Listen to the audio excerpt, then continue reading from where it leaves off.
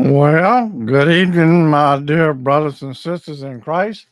Welcome to Thursday Night Live Bible Study. I want to see two people here. Sharon made a comment. I know she's here. She's in the front. So whoever else is here, welcome. And if I see other comments, I will try to acknowledge you. And let me grab me a sip. And there's Miss Joanne and Brother Harry now. Good to see y'all again. So as I told y'all last week, we were wrapping up, about being of the world. And these next passages that we're going to be covering here, from verse 18, which is going to be our lesson verse tonight, part 16, but it's going to actually be verses 18 almost all the way to 27, 28. They're going to be covering deceptions of the last hour. Or, in other words, we're going to be doing a lot of reviewing on the Antichrist, plural S, and the Antichrist. So, I'm looking forward for the next several weeks. We may do, from what I see, it might be like one week might be two verses, maybe three. It's hard to say. Tonight, we are just going to be covering one, but it is going to be a two-parter, which goes into verse 19.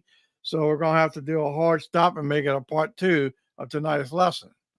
So we're covering John, 1 John chapter 2, starting with verse 18 says, "Children, it is the last hour, as you have heard, that Antichrist is coming. So now, many antichrists have come. Therefore, we know that it is the last hour. And they went out from us, but they were not of us. For if they had been of us, they would have continued with us. But they went out, that it might become plain that they are not of us." Verse 20 says, "But you have been anointed by the Holy One, and you all have knowledge." Verse 21 says, "I write to you not because you do not know the truth, but because you know it, and because no lie is of the truth." And verse 22, "Who is the liar? But he who denies that Jesus is the Christ. This is the Antichrist, he who denies the Father and the Son." And our lesson verse tonight is verse 18, which says, "Children, it is the last hour. As you have heard that Antichrist is coming. So, how many Antichrists have come? Therefore, we know that it is the last hour." Wow. And, I couldn't put the rest of them in here because I was limited on programming to go through the rest of the verses. But like I said, we're going to be covering basically it's deceptions in the last hour, the end, close to the end, however it may be. But, a lot of reading and researching. I kind of like it, every time we always get into an election year or when someone gets elected, usually people say he's the Antichrist. Oh, that's the Antichrist is running. Or when something bad happens, that's the Antichrist. Well, folks, you got to understand the word when they say that's the. You got to be kind of careful when you hear this. There will be the Antichrist. In fact, he's here. He's among us, but he hasn't shown his face yet. Now, when we talk about Antichrist, we're talking about many people who are in opposition against Jesus Christ. They are considered Antichrists. So that way we can say they are anti. So that's why we use the word Antichrist. So now, Whew. When studying this particular passage from 18 on down, and you read it, man, what is John really trying to say? Well, folks, I'm going to give you the good rundown of this. John is saying a lot.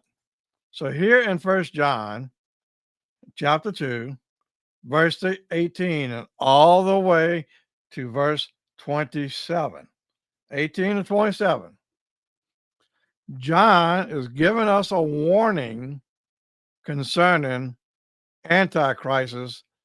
In other words, was boiling down to deceptions of the last hour.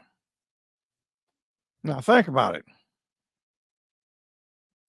Are we in the last hour? Now, when John was writing this, he was telling his readers, you are in the last hour. Well, so what is it?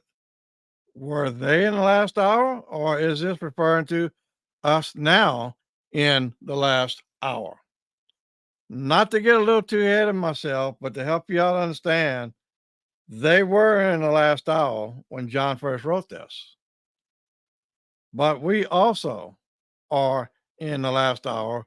We have been in the last hour ever since Christ ascended to heaven, because everything is unfolding, everything's going to happen. So all the prophecies that were foretold have either happened or it is happening now.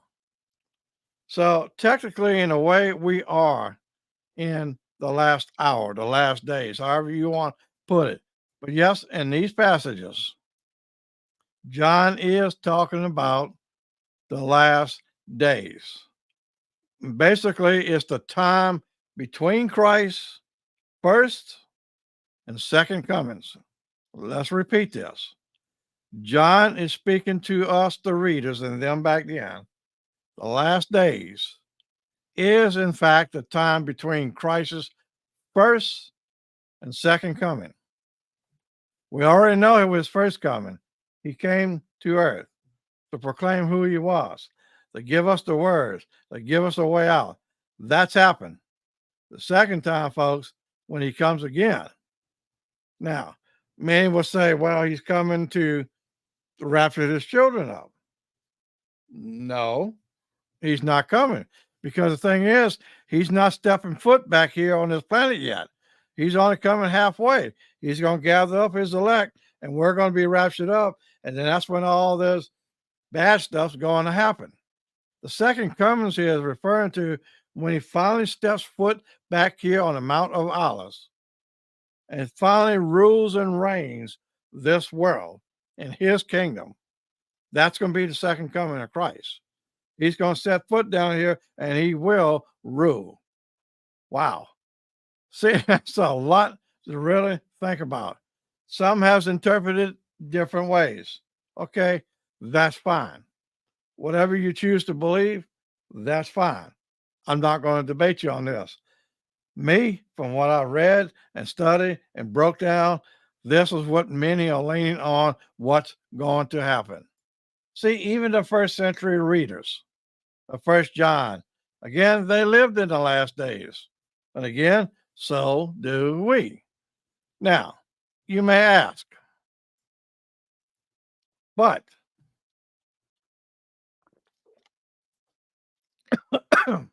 excuse me, but if it was the last hour in John's day, and I wish this thing in my voice would clear up because I'm struggling trying to teach and preach. I am, folks. I really am. It's getting harder and harder. But you may ask, if that was the last hour in John's day, why has Jesus not yet returned? Like in Arsenio Hall. So if we're saying this is the last hour, days, weeks, months, why hasn't Jesus returned? Well, if you really think about it, this is an excellent question.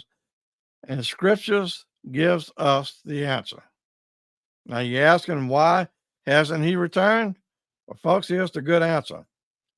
God is not limited by time the way his creatures are, meaning us. We refer to everything by times, hours, minutes, seconds, days, weeks, months, years. Folks, God is not limited to that. He does not operate by time.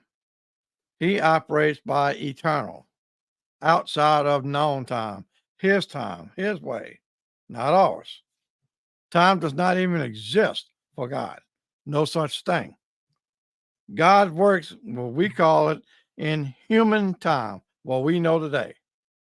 But he is, in fact, above all time. You can cross-reference that in 2 Peter chapter 3, verse 8. Okay, so now the last hour, if you really think about it, and if you really study in detail, and I mentioned it just a little bit earlier, getting ahead of myself, the last hour began back in John's days. That's when you could say, yeah, I don't know how many of you might have watches like me, but you got like a little stopwatch, boom, and you want to time something. Well, that's when the timer, in fact, started after the cross. Time started running out for us.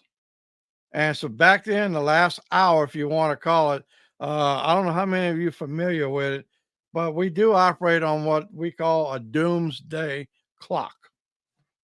Now, if you want to find out what is a doomsday clock, Google it and you'll find out.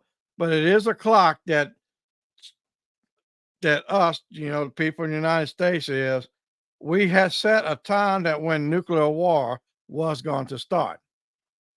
Some says now the time's been moved up.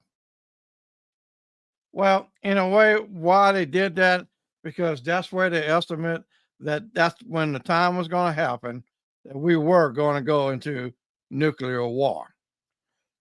So, in a way, what happened to Christ when he was crucified, the timer started. And that was the last hour for them. And that was back in John's days. And that's why he wrote that. But if you've been paying particular attention from the time it was written to the time it was brought now, it has been growing in intensity ever since. It's getting worse and worse and worse and worse. I was thinking this morning, we've been watching television, events going on in the world, especially with Israel. Doesn't it sound familiar now? We're starting to hear rumors of war. Doesn't the Bible say we will hear about rumors of war? Iran's talking about attacking Israel. Hezbollah is talking about attacking Israel. Hamas is talking about attacking Israel. They got another little group that wants to all kind of coordinate together and hit Israel. Doesn't the Bible speak of that? Rumors of war? But Jesus said too, though, those things shall come to pass. But it's getting more intense, more hatred towards Christianity, Christ in general. Speaking of anti-crisis. You see where we're going with all this? You see why we're having many antichrists? Because again, if they are not with Jesus, if they are not Jesus, they are anti. So now, from back then to now, more and more hatred is growing in intensity against Christ, against God. And these folks really are ungodly false teachers in John's day. John was addressing them. They were badly teaching hogwash, and John really had to confront them and say, no, y'all got it wrong. And during the intervening centuries, as they've been going along, well, folks, we have been seeing the hatred against Christ, both in numbers and influences. More so, I'm starting a book. I don't know how well you can see this, but it's called When Faith is Forbidden. It's a 40-day, I guess called personal journal of persecuted Christians. Actually, it comes from the group called the Voice of the Martyrs. Now, folks, when you start reading, I'm getting monthly magazines from them now, and I've been reading about the people in foreign countries, not in the United States, but foreign countries. And folks, they are being put to death. They are being killed. And this is why, again, I'm looking forward to starting my 40-day little personal journal because, again, a lot of books has stories of people in foreign countries who was put to death because of their faith in Jesus Christ. And this is why, again, we are seeing throughout the centuries, these numbers are increasing, the hatred towards what God stands for. So, in a way, the last hour, or if you want to call it, the last times, are phrases that describe a kind of time, not a duration of time. It's describing a kind of time. In the words, we could say the times we are in now. Basically, many right now are referring to, and we see this more pronounced, the latter times as actually described in First Timothy chapter 4, verses 1 through 16. Because we already know in the latter days, men will become lovers of self, prouders, blasphemers, boasters, wickedness, ungodliness as you have never seen before. And we're seeing that now.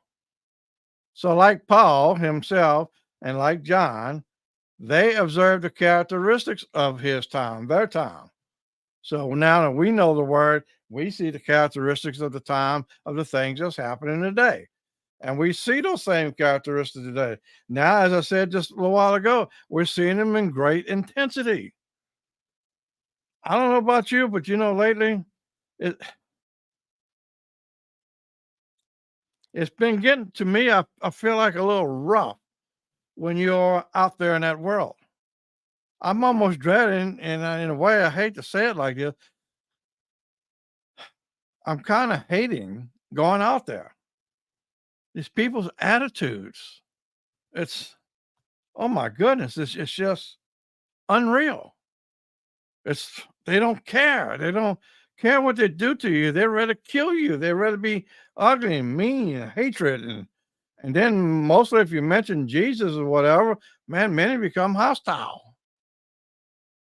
So I think the characteristics of what we're seeing the latter times is growing in intensity. So in other words, to me, Christians in a way have always been living in the last time or in crisis days. And I think we're seeing a big crisis now. Look what's going on against Israel. Folks, it is therefore important that you know what you believe and why you believe it. Let me repeat that. It is very important for you to know what you believe and why you believe it. Folks, you know what? It's just like, again, I think, I was just watching a little something before I came online from another pastor. He's talking about the light of Christ, darkness and light. And this is what's happening. Those of us who are in the light, when we are really confronted with darkness, darkness sees that light and hates it. And if you've been with me on these Thursday nights, you know that we cover what darkness and light is. Darkness hates the light, always has. But now the Antichrist really hates the light. So now, during this time, the Antichrist, plural S, basically are false teachers who pretend to be Christians who lure weak members away from Christ will appear.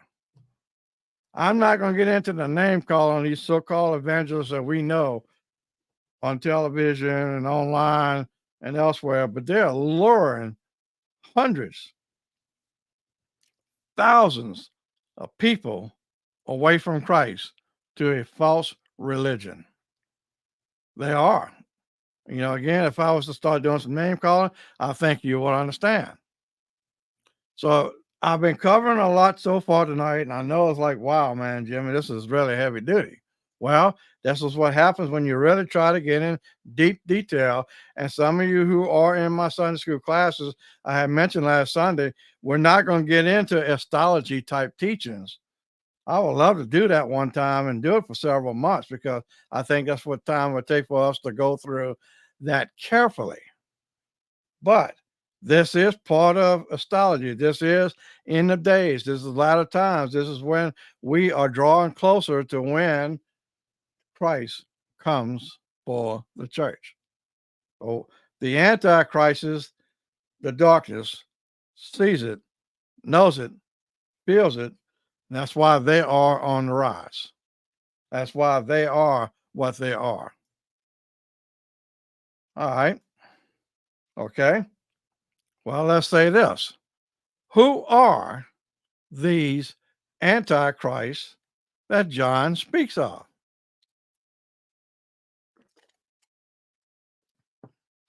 Let that one sink in. Who are they? Y'all heard me say it earlier, and I always chuckle because, when I look on Facebook, certain men that's been elected into office, so to speak, he's the Antichrist. Well, in a way, they're right. He is, but he's not the Antichrist. So, yes, we do have many Antichrists, but here's what John is talking to us. Who are they? Well, here is what John is doing. John views the rise of those who deny the truth of Christ from within the Christian community as an indication of the beginnings of the end of all things. Now, those of you in Sunday school class again, you know what I said, and what I said in chapter 4, these are the things after. Well, here's John doing the same thing. He is really giving us the indication of the beginning of the end of all things. Wow. The beginning, the end of all things. Yeah, I see that, Lisa. I saw that too. That's really amazing. See, but this is what I'm talking about. This is one of them. This is an antichrist, but he's not the thee. But he had, many will come in our times, and that's what's going on. So, in other words, what I'm saying here, the antichrists, the many of them are really those who oppose Christ, is considered antichrist. If you're not with Jesus, you're against Jesus. But when you look at the wording antichrist, you really have to study it. Again, this is why I try to do a little bit more better in my studies and deep details, especially when you got to try to break it down in Greek and Hebrew and original Aramaic language. So when you look at the wording in this passage here in Antichrist, what it is a combination of two Greek words, meaning anti, meaning instead of or against, and Christos, meaning anointed one. That's the meaning of the combination of the two Greek words for Antichrist. But there is a second term that refers to Antichrist, and is used in the Bible only by John himself. John's the only person that uses the second term Antichrist in the Bible. 1 John chapter 2, verse 18, which we're talking about again tonight. And John, the big book of John, chapter 2, verse 22. And again, he mentions it in 1 John chapter 4, verse 3. Big book of John, 2 John chapter 1, small book, 2 John chapter 1, verse 7. So these passages right here, this is where he's using the second term, Antichrist, from the first term. But what does it really mean? And this is what I really want to get into this lesson here tonight. What does it really mean? Some of you can think, well, I think I already know what it means. Well, in case if you do, I'm going to help you out a little bit. What this is doing, what John is doing by using this word in this manner, he Or in other words, the word that he uses, it describes three things. The first one is a spirit in the world that opposes or denies Christ. That's the first meaning. The second one would be false teachers who embody this spirit.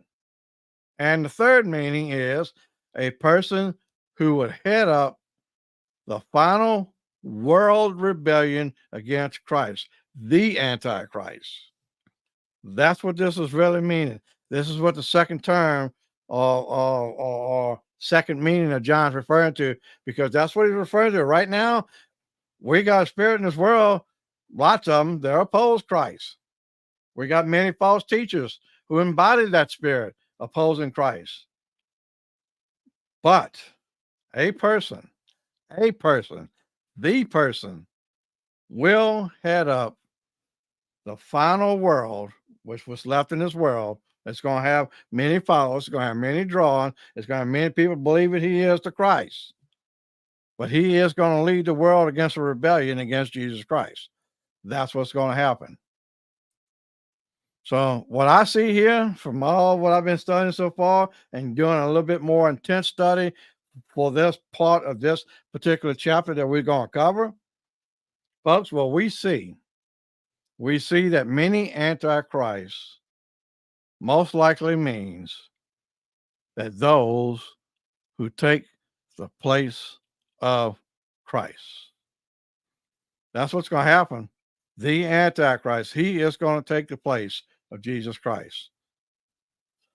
We know that he's going to do wondrous things. He's going to do miracles. He's going to have a mass following. And folks, the Bible even says he will even deceive the elect.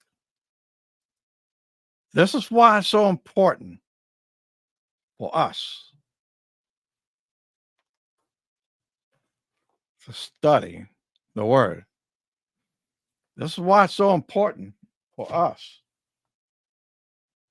to be in a good discipleship class, Sunday school class, Bible class, whatever you want to call it. See, going to church, hearing the message, it's fine. But that's not where the real knowledge comes from. The real knowledge comes from, I guess you can say, things like this, what we're doing on Thursday night. The real knowledge comes from the teachers in those classrooms that's teaching the truth, the real truth. And yet there may be some in church, if they sit in the class, they may be offended by what they hear. They may not like it. And again, that's fine. Whatever you want to believe, that's your case. All I know is what I'm going to teach and preach is going to be truth. That's it. So again, that's why it's so important for you to learn, to understand. There's going to be one who's going to rise up in power. It's going to deceive many. And even some of the elect who actually does know the Bible very well may question themselves and say, is he the one? But this is why, again, you must know what you know. This is why, again, you must dig for truth. This is why you must know the truth. Not none of this wishy-washy stuff that's being taught out there.